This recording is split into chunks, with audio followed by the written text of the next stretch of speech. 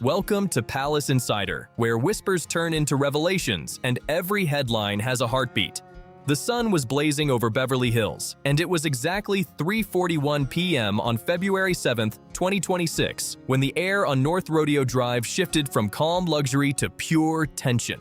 The street, usually wrapped in quiet sophistication, suddenly felt charged, like everyone could sense something huge was about to happen. There she was, Meghan Markle, hidden behind oversized sunglasses, wrapped in an ivory cape coat that screamed elegance and power. Every move she made felt rehearsed, like a scene from a movie where the world bends to her timing. She stepped toward the Chanel flagship boutique, expecting the royal treatment she'd grown used to. Polite smiles, soft greetings, and a straight path to her private shopping suite where the champagne usually waits chilled and ready. But this time, the script flipped. As Meghan reached for the iconic double C doors, two security guards stepped forward, blocking her way like human statues. No nods, no apologies, no attempt to smooth things over, just an icy wall of silence that could slice through diamond. The tension was so thick it drew stares from across the block, as if even Rodeo Drive itself had stopped breathing. One guard, a man who had seen more stars than Hollywood Boulevard, finally spoke. His words were calm, but cut like glass. "We have been instructed not to accommodate you at this time." 10 words. And just like that, the fashion world spun off its axis. For a woman once celebrated as the modern muse of luxury houses, this was no small snub. It was a global power move. There was no scheduling mix-up, no private event, no polite misunderstanding. This was a cold, calculated shutdown coming straight from Chanel's Paris headquarters on Rue Cambon. Insiders whispered that this was their nuclear option, the kind of silent strike that only happens when a brand decides to completely erase someone from its story. What had Meghan done to deserve such a bold public exile? No one knew yet, but the world was already watching. This wasn't just a rejection, it was a complete erasure from the world she once ruled. Witnesses say the scene looked almost unreal, like watching a royal glitch in real life. Staff from the nearby Dior boutique and shoppers sipping iced lattes on Rodeo Drive stopped mid-step as Meghan froze, her phone halfway to her lips, her hand trembling under the sharp California sun. For a long, heavy moment, everything went still. No one spoke. No one moved. Then, suddenly, the calm shattered. She started pacing like a wind-up toy, losing control, her heels clacking against the pavement as her frustration boiled over. "She was on the phone yelling for someone to fix this," one onlooker claimed, saying Meghan's voice carried through the air like a siren. Another swore they heard her snapping that people would be fired and that no one had the right to humiliate her like this. The tension was explosive, raw, and impossible to look away from.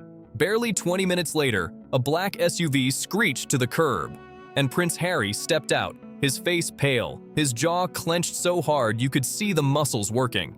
He walked straight to the head of security, trying to reason, maybe even demand an explanation. But the guard only shook his head once. Slow, deliberate, final. There would be no exceptions. Not for royalty, not for influence, not for anyone.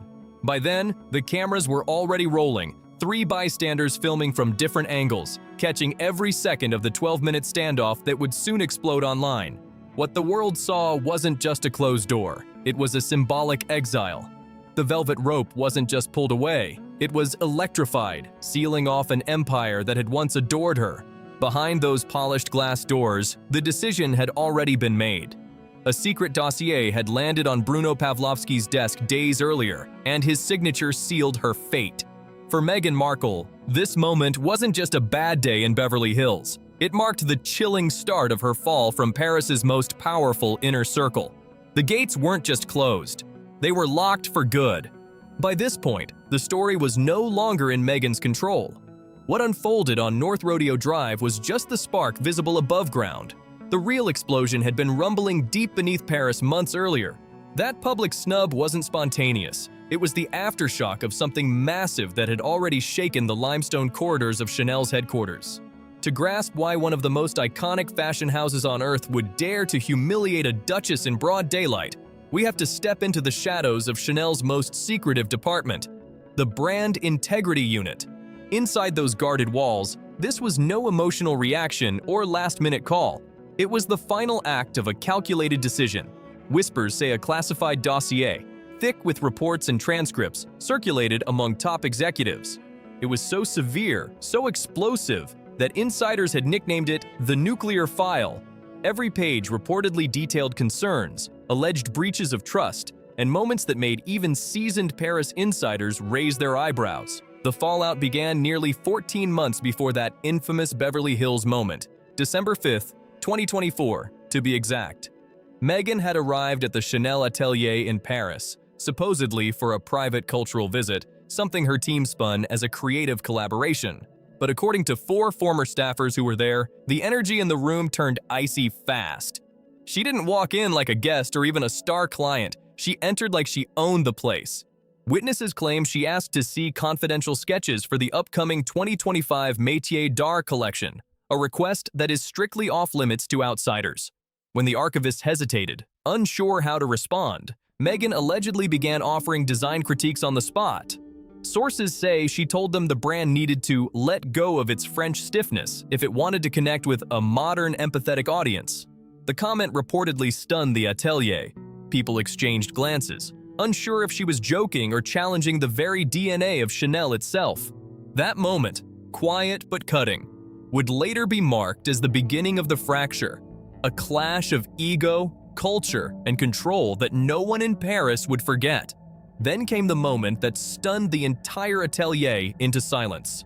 According to multiple insiders, Meghan allegedly requested that a particular silk trim be renamed after her, as if her personal brand was the final touch Chanel had been missing for over a century. One staff member, speaking under strict anonymity, remembered it vividly. "The room just froze," they said. She didn't seem to understand that Chanel isn't an incubator for celebrity egos. It's a temple, and in a temple, you don't tell the priests how to pray. That line echoed through every corridor of Rue Cambon, a warning and a statement all at once. This visit wasn't just another meeting. It became the final straw in a long pattern of behavior the brand had been quietly tracking since early 2023. The now infamous dossier, later reviewed by Chanel's board of directors, reportedly contained leaked emails from Meghan's representatives. In those messages, her team allegedly demanded co-creative credit for a limited edition handbag capsule, positioning her as a collaborator rather than a client. "They weren't suggesting a partnership," said one insider. "They were demanding a seat at the same table where the Wertheimer family sits." The audacity of it sent ripples through Chanel's upper ranks. By late December 2024, the situation reached its breaking point.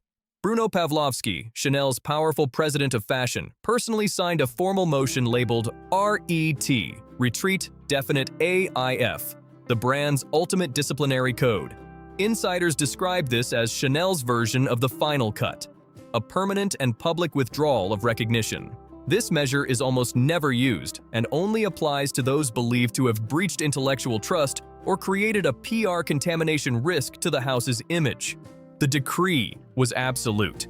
No store access, no private appointments, no product loans, no mentions, and, most damning of all, no association whatsoever. Meghan's name was scrubbed from guest lists, wiped from client records, and quietly removed from every internal channel. Sources confirmed that regional directors received a Tier 1 non-engagement memo, officially labeling her persona non grata across all global territories. The fallout was immediate yet eerily silent. One day she was fashion royalty. The next she was invisible, completely erased from the world of Chanel. While the world saw a Duchess draped in couture, the fashion elite saw something entirely different. A woman being quietly erased from the highest ranks of style, piece by piece, behind closed doors. In hushed meetings and encrypted emails, insiders used a chilling phrase to describe her status: tactically uninsurable. It wasn't just about her bold requests or her image. It was about the volatility she brought into an industry that thrives on stability, secrecy, and quiet power. To the outside world, Meghan represented glamour, influence, and modern royalty. But to Chanel's inner circle, she represented chaos wrapped in silk. Every time she entered a room, executives noticed the same thing. The story instantly shifted away from the brand's craftsmanship, legacy, and artistry, and became all about her. In a house that had survived 2 world wars, global recessions, and endless fashion revolutions by remaining dignified and untouched by scandal, Meghan's magnetic yet unpredictable brand energy was viewed as a threat, a viral storm that could stain decades of carefully built prestige. So, when the Beverly Hills confrontation unfolded on February 7, 2026, it wasn't some power-tripping security guard acting out of line. It was the execution of a verdict signed off long before, deep inside Chanel's Paris headquarters. The gates weren't merely closed, they were sealed with intent. And for the first time in her life, Meghan Markle faced a door that neither her title, her fame, nor her influence could ever unlock. The Rodeo Drive spectacle was just the explosion, the final burst of a fuse that had been burning slowly for years. That fuse was lit back in mid-2023 during what insiders now whisper about as the mood board war. It was an intense period when Meghan's bold ambition collided head-on with Chanel's immovable sense of tradition and hierarchy. For months, silent battles raged in design studios and boardrooms, as a modern Duchess tried to bend a century-old empire toward her vision. And the House of Chanel decided it was time to push back, hard. This wasn't just a creative disagreement. It was a collision of 2 worlds, 2 completely opposite visions of power and legacy. On one side stood Meghan Markle, championing modern activism and celebrity influence. On the other stood Chanel, the fortress of timeless exclusivity and quiet dominance. The sparks began to fly in May 2023, when Meghan's business strategist at Archewell, Vanessa Lauren, made the first move toward Chanel's US press office. Acting as the go-between was Zara Carmichael, a former PR powerhouse from Goop, famous for sealing high-profile deals between Hollywood's elite and Europe's most guarded luxury houses. The proposal they brought to the table was nothing short of audacious. Titled Archewell x Chanel, the project promised a limited edition, humanitarian-inspired capsule that would merge Coco Chanel's revolutionary heritage with Meghan's cause-driven, socially conscious branding. The pitch positioned the collaboration as a bridge between fashion and purpose. But within Chanel's inner circle, the response was cautious and cold. According to leaked internal documents from a top PR firm's server, Chanel's official reply to Archewell's outreach was couched in polite French restraint, smooth on the surface, but dripping with skepticism underneath. However, the internal notes told a harsher story. One senior executive reportedly described Meghan's team's tone as presumptive and tone-deaf to Chanel's hierarchy. Another memo allegedly stated that the Archewell pitch lacked understanding of how legacy brands protect their myth.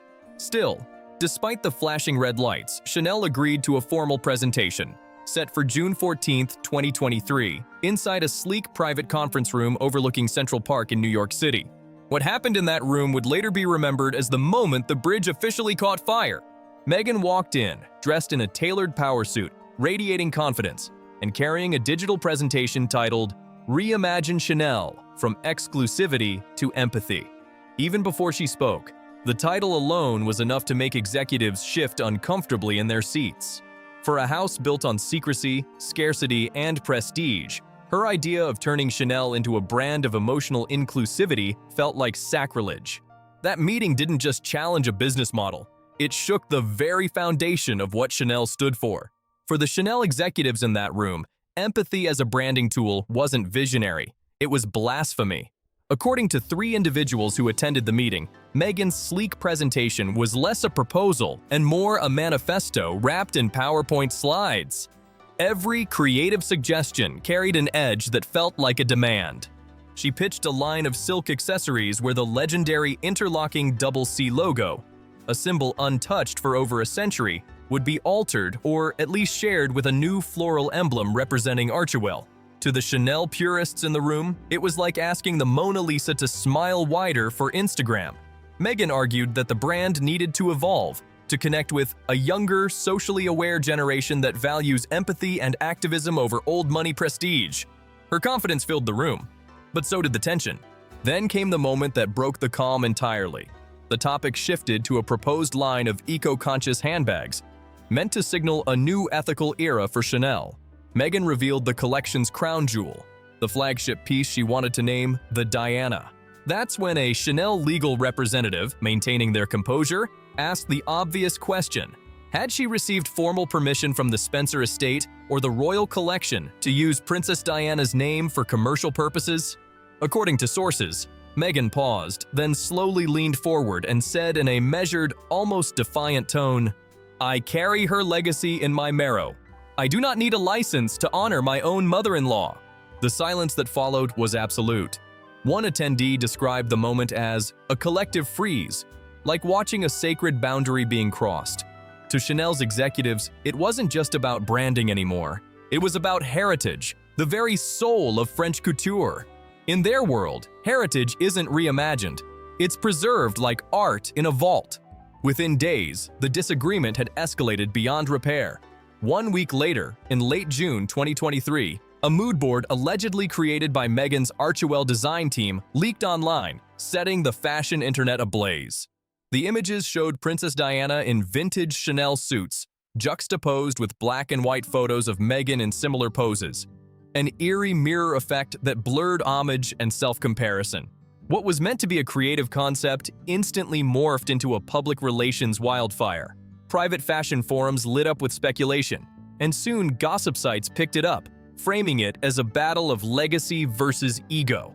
That leak turned a behind-the-scenes disagreement into a full-blown institutional scandal, and Chanel, famously silent, began preparing its quiet but deadly response. The leaked presentation carried a bold and haunting title, "From Grief to Glamour, the Heirloom Line." For Chanel's legal office on Rue Cambon, that title was the smoking gun. It signaled that Meghan wasn't seeking collaboration. She was building a personal redemption arc, using Chanel's century-old prestige as her stage. To the fashion house, it looked less like a partnership and more like an attempt to rewrite her own legacy under their banner. Within hours of the leak, an internal ethics alert was triggered inside Chanel's Paris headquarters. An urgent confidential memo, written in French and circulated to the board of directors, laid it out with striking clarity. One line, translated into English, read, "This is not brand alignment. This is an attempt at brand appropriation. The individual seeks to use the house as a shield for personal controversy." Those words hit like a thunderclap. Chanel's top brass, known for moving with glacial precision, suddenly acted at lightning speed. On June 26, 2023, an emergency board meeting was convened in Paris. Within days, by July 1st, the verdict was in and irreversible. Every regional director across the globe received a no-engagement order regarding Archewell. The instructions were absolute. All communication was to cease immediately. All pending collaborations were to be voided, and no explanation was to be offered. There would be no rejection letter, no carefully worded PR statement, and no public fallout to manage. Chanel's silence was the execution. In the fashion world, the most ruthless way to end a project isn't through confrontation. It's by simply refusing to acknowledge it exists. And so, the Archewell x Chanel dream was quietly suffocated behind boardroom doors. But the silence outside only made the whispers louder. Insiders say Meghan did not view the decision as corporate policy. She saw it as a personal betrayal. To her, this wasn't business. It was an insult to her identity and the legacy she believed she was carrying forward. According to leaked emails later obtained through an anonymous source, Meghan allegedly wrote to a confidant, pouring out frustration and disbelief. Those private words would soon find their way into the public eye and ignite a whole new chapter in the feud between the Duchess and the House of Chanel. "They used my name to stir up buzz in their boardrooms, then slammed the door once they got what they needed. I'll outgrow them. I always do." Those words, reportedly from Meghan's private email, marked the beginning of her quiet rebellion. By spring 2024, the shift was clear. Meghan had erased Chanel from her public image. No more quilted bags, no ballet flats. Instead, she was spotted in Valentino, Carolina Herrera, and Self-Portrait, brands more open to celebrity-driven fashion and fast media cycles. A former stylist recalled her obsession with outshining Paris's gatekeepers. She'd ask, "Does this look Parisian enough to prove a point?" The stylist said. It wasn't fashion anymore. It was revenge through aesthetics. But the fallout from the mood board war was spreading fast. Whispers of the Diana bag and her logo demands raced through LVMH and Kering circles. Soon, it wasn't just Chanel. Every major European luxury house quietly distanced itself. By 2025, Meghan stood on the outside of an industry she once ruled, facing a world that had turned back to quiet luxury and old money grace. Everything she had tried to redefine. Those 12 minutes of silence outside the Chanel Beverly Hills flagship in 2026 weren't just a moment of awkward tension. They were the final punctuation mark on a story that had been written years earlier in Paris's marble boardrooms. What the world saw as a denied entry was really the end of a long, calculated sentence, one that began back in 2023 during those heated mood board war meetings. For years, Chanel had observed quietly, measuring every move, every headline, every whisper, and when the time came, they struck with icy precision. They proved something the industry never says out loud. Celebrities may create buzz, but couture houses control the gates. No matter how powerful your name is, the door only opens if the house decides you're worthy to walk through it. By then, the mood board war was officially over. And Meghan hadn't just lost a partnership. She had been erased from the map entirely. In the world of Parisian haute couture, silence is never neutral. It's a statement, it's a sentence, and when those doors close for good, the sound you don't hear is the sound of career death. In the weeks following that public rejection on Rodeo Drive, an eerie calm swept across the global fashion elite. But behind that calm was movement, a quiet, coordinated distancing that spread through France's most powerful fashion institutions. From the salons of Rue du Faubourg Saint-Honoré to the offices overlooking Place Vendôme, one by one, luxury insiders aligned in chilling agreement. Meghan Markle was no longer an asset, she was a liability.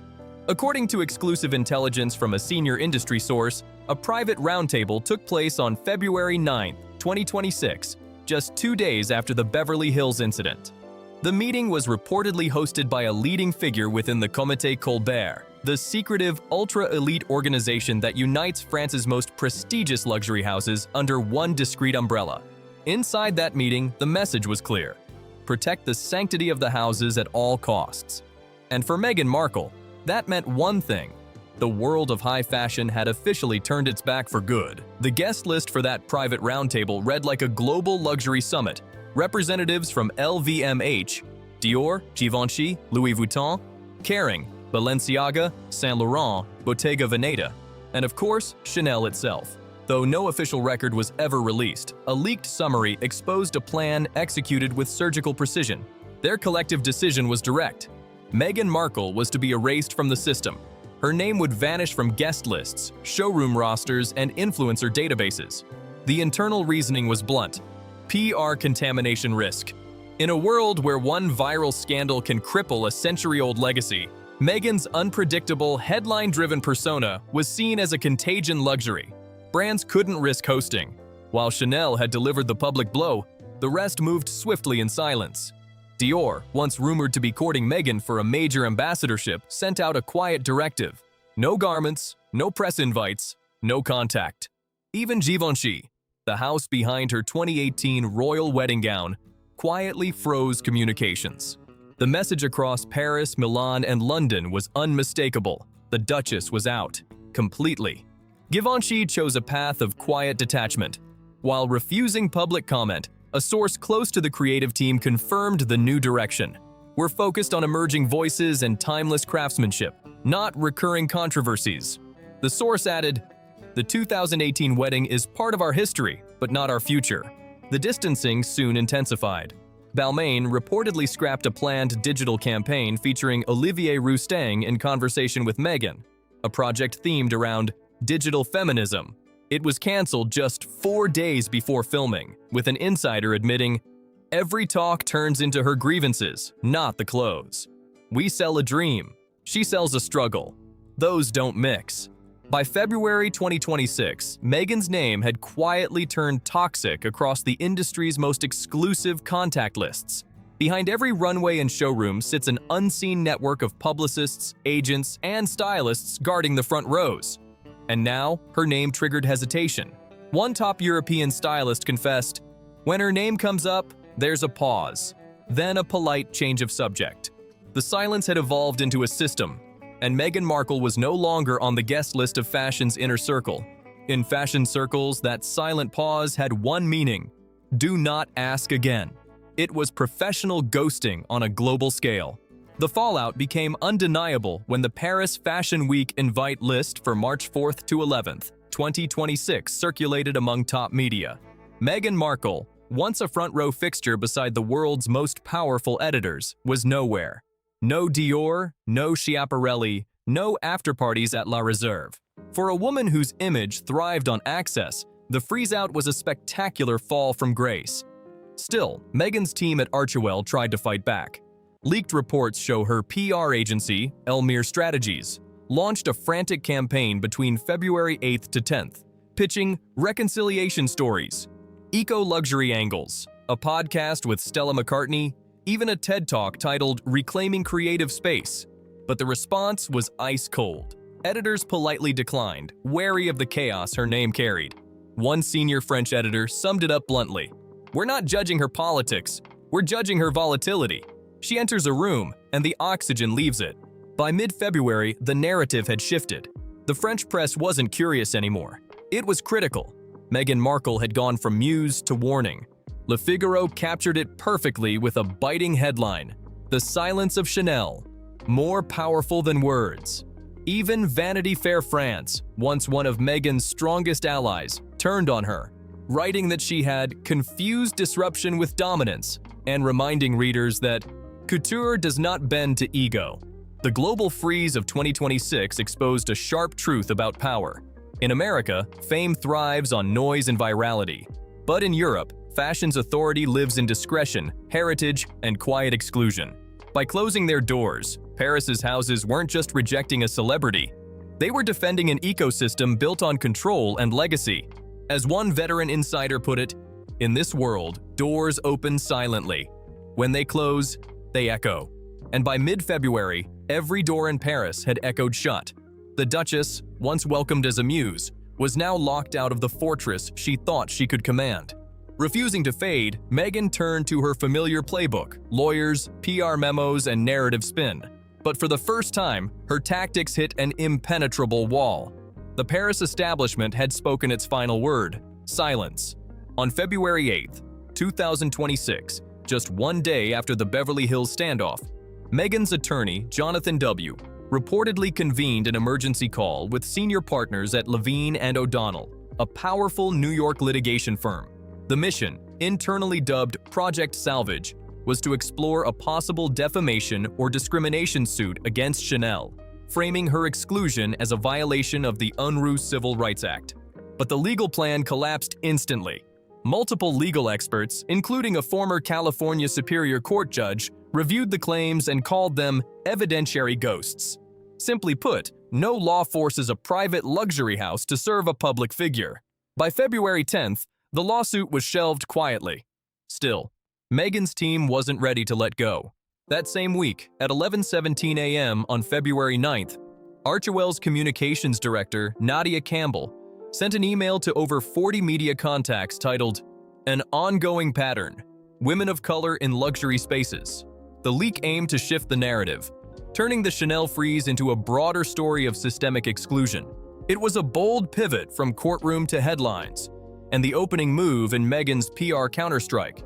The leaked Archewell email framed Meghan's exclusion as part of a wider pattern, drawing parallels to her treatment by the British tabloids and hinting that the fashion world's rejection stemmed from unconscious bias. Though Chanel wasn't named, the target was obvious. It was a clear effort to turn social justice language into a shield against a brand famed for its apolitical poise. But in 2026, the strategy backfired. The media, once eager to amplify her narrative, showed only fatigue. Of 40 outlets contacted, only one minor digital site ran a sympathetic piece. The rest, from The Cut to Vogue, simply went silent. Inside Montecito, panic reportedly set in. Staff turnover spiked as Meghan pushed for new humanitarian angles to revive her image, demanding her team remind the world what she's survived. Yet one strategist warned in a now-leaked WhatsApp message, "We're losing the room. The more we play the grievance card, the faster the brands pull away." Then came the final blow. On February 10th, a private email from Bruno Pavlovsky, Chanel's fashion president, was anonymously posted on an industry-only server, and it changed everything. The leaked email from Bruno Pavlovsky, dated January 28th, weeks before the Rodeo Drive fallout, made Chanel's stance unmistakable. It read, "There are moments when silence protects the house more than any response. We cannot absorb chaos for the sake of celebrity. The decision regarding Meghan Markle was strategic, not emotional." That single message sent shockwaves through the industry. It confirmed that the world's most powerful fashion houses had closed ranks. Overnight, Meghan's image shifted from misunderstood victim to unmanageable liability. By midweek, top PR agencies in New York and Paris began quietly flagging her name on do not book lists. One executive wrote in an internal chat, "She doesn't move product anymore, just headlines, in the wrong direction." By February 11th, Meghan was facing total isolation. Her lawsuit plans were scrapped, her media leaks had failed, and her influence among fashion elites had evaporated. She had tried to force open the doors of the temple, but forgot the one unspoken rule of luxury. In a world built on invitations, the moment you try to break in, you're never invited back. The reports were unanimous. Meghan Markle was no longer fighting for fashion access. She was fighting for survival. The industry had spoken with one voice. It was done with the noise. The silence that followed wasn't emptiness. It was the sound of luxury moving on without her. By February 11th, 2026, just 4 days after the Rodeo Drive incident, Meghan's battle had shifted from couture to credibility. What began as a blocked entrance at Chanel had spiraled into a collapse of influence, shaking the very base of the Sussex brand.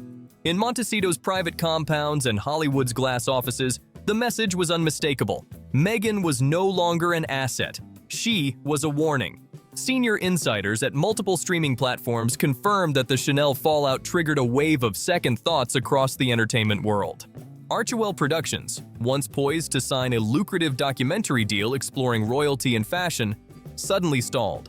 One production executive put it bluntly, "That project's dead in the water." What had started as a standoff on Rodeo Drive had become something far larger, a cultural exile from the very systems that once built her image. "The issue isn't content," explained one executive, "it's perception." No luxury brand wanted to align with someone whose story had become synonymous with rejection. Across the board, elite partnerships began to freeze. In Silicon Valley, plans for Meghan's new podcast series collapsed after 3 sponsors withdrew within 48 hours of the Chanel incident. The internal memo summed it up. "She's become brand toxic." Marketers admitted she no longer inspired consumers. She triggered conflict. Instead of aspiration, her name now carried tension. And that was poison to corporate sponsors. Even her once glittering California circle began to shrink. Sources in Montecito described a growing isolation, with high society invitations slowing to a trickle. The charity galas and red carpet dinners that defined her social standing had suddenly gone quiet. Even longtime allies like Oprah Winfrey and Gayle King, once vocal supporters, stayed noticeably silent. One Montecito resident summed it up sharply. "In Hollywood, silence isn't forgetfulness, it's distance." And Meghan's finding out what that really means. The industry has decided, quietly but firmly, that the experiment is over. That was how one insider described the mood across fashion and media alike. Yet the most shocking development wasn't professional. It was personal. Sources close to the Sussex household confirmed that Prince Harry has begun making discreet inquiries about a potential path back into royal life. Not as a senior working royal, but through limited, private, charitable roles. It's being framed as a soft reintegration, but London's response was cold and precise. According to palace aides, any return would come with one immovable condition: the Duchess must not be involved. Messages relayed through Princess Anne and Lady Louise Windsor reportedly made it clear. The family might welcome the son, but they are finished with the disruption. As one royal source put it, "There's no path back for both. It's duty or California." For Harry, the Chanel incident became a breaking point. Watching his wife publicly rejected by a brand once linked to prestige forced a painful realization. The Sussex name no longer carried protection. It carried risk. And for the first time, the cracks between loyalty, image, and legacy began to show. Financially, the walls are closing in. The Archewell Foundation has lost major donors, and Meghan's once-hyped lifestyle brand sits frozen in production limbo. Warehouses in Santa Barbara packed with unsold stock no retailer will touch. Even Canada, once her safe haven, has turned. New data shows her favorability among women aged 25 to 45 has dropped 43% since January. Analysts say the public has stopped buying the empowerment story, seeing instead a pattern of entitlement and conflict. By February 15, 2026, Meghan remained in Montecito with a shrinking team, her PR agency quietly ending fashion outreach after 9 straight rejections from major houses. Chanel's nuclear option had become the industry's silent green light. Step away.